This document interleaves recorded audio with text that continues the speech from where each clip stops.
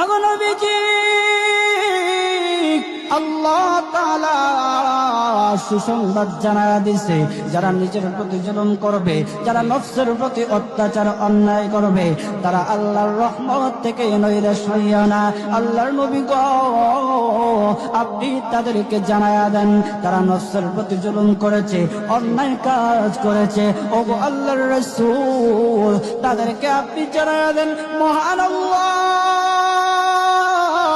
তারা যত বড় অন্যায় কাজ করুক না কেন, যত বড় নাফরমানি কাজ করুক না কেন, মহান আল্লাহ রব্বুল আলামিনের কাছে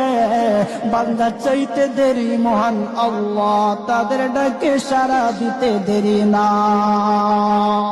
মুসলমান বাবাজি, গভীর মনোযোগ, ও মানিকগঞ্জের মুসলমান ভাইরা, উক্ত আয়াত আল্লাহ রব্বুল আলামিন আমরা যারা পাপিষ্ঠ আছি, আমরা যারা নফসের গোলামি করতে করতে, অন্যায় কাজ করতে করতে, যারা নফসের প্রতি জুলুম করেছি, অন্যায় কাজ করেছি, আমাদের মতো যারা গুনাহগার আছে, আল্লাহ আমাদেরকে সান্ত্বনা দেওয়ার জন্য উক্ত আয়াত খানা নাজিল করেছেন। আল্লাহর নবী মুহাম্মদুর রাসূল